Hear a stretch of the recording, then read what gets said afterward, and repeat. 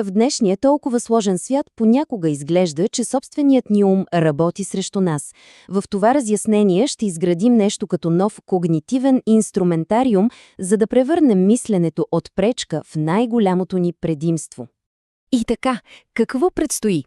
Първо, ще се опитаме да открием тези скрити бъгове в мисленето ни.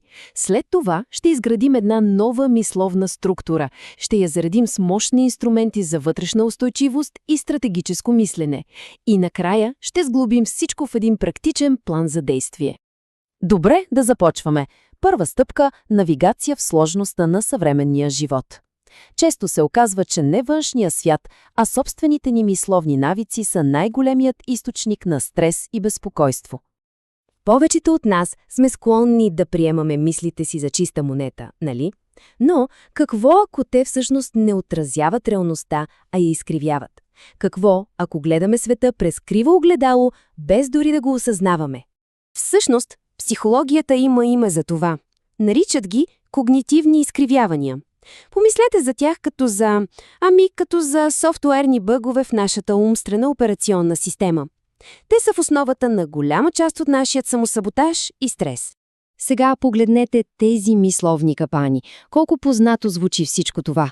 Черно-бялото мислене, катастрофизирането – това са нашите мисловни навици по подразбиране. Едни такива автоматични реакции, които обаче често са напълно неподходящи за сложността на съвременния живот. Добре, щом вече знаем какъв е проблемът, тези наши устарели мисловни навици, е време за решението, време е за апгрейд. Нека да видим как можем да надградим мисловната си операционна система с нова, по-здрава структура. И тук идеята не е просто да спрем да мислим или да се отървем от мислите. Изобщо не. Както казва великият инвеститор Чарли Мънгър, ключ е да изградим по-добра структура за тях.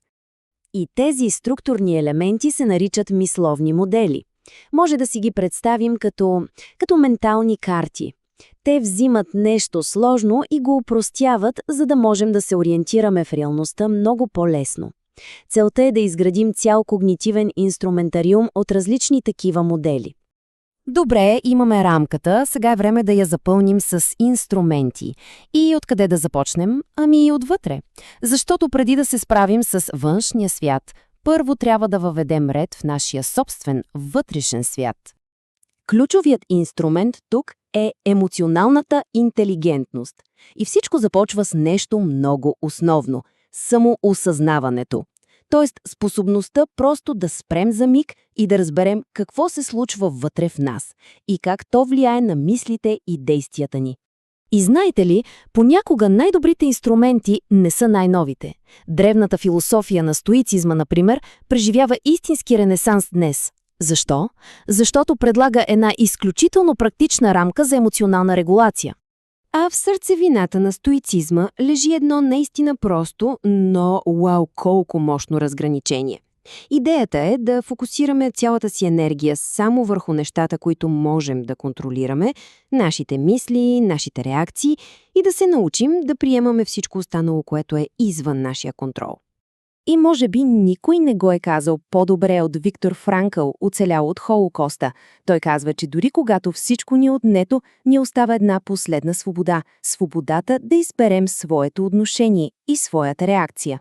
Добре, след като сме поработили върху вътрешния си свят, вече сме много по-добре подготвени да се справим и с външния. Време е да извадим инструментите за стратегическо мислене. Първият такъв инструмент е мисленето от втори ред.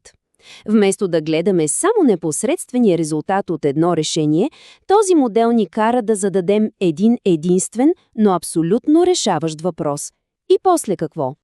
Задавайки този въпрос «и после какво?», ние всъщност се превръщаме в нещо като гросмайштори. Не гледаме само следващия ход. Мислим за последствията след 10 минути, 10 месеца, дори 10 години. Играем дългата игра. Следващият инструмент е инверсията. И това е наистина яка промяна на гледната точка. Вместо да се питаме как да постигнем успех, обръщаме проблема на 180 градуса и се фокусираме върху това как да избегнем провала. Звучи просто, нали? Но когато попитаме какво би гарантирало провал тук, Изведнъж осветляваме всички скрити капани и слепи петна, които иначе бихме пропуснали. Все едно включваме прожектор в тъмна стая. И разбира се, всички тези стратегически модели се нуждаят от здрава основа. Тук се намесват логическото и критичното мислене. Може да мислим за тях така. Логиката строи сградата, а критиката я проверява за слаби места. Добре, говорихме за много неща – бъгове, решетки, модели, но как да превърнем всичко това в нещо реално? В нещо, което работи в ежедневието? Защото това не е просто теория, а практика. И ето един съвсем прост план в 3 стъпки, с който може да се започне още днес. Първо, осъзнатост. Просто забелязвайте мислите си. Второ, целенасочено учене по един нов модел на седмица. И трето, активно прилагане. Използвайте тези модели като въпроси, когато се изправите пред проблем. И в крайна сметка, цялата идея не е да имаме всички отговори, никой ги няма. Целта е да имаме по-добра система за задаване на въпроси. Да преминем от това просто да реагираме на случващото се, към това да бъдем архитекти на собствените си решения.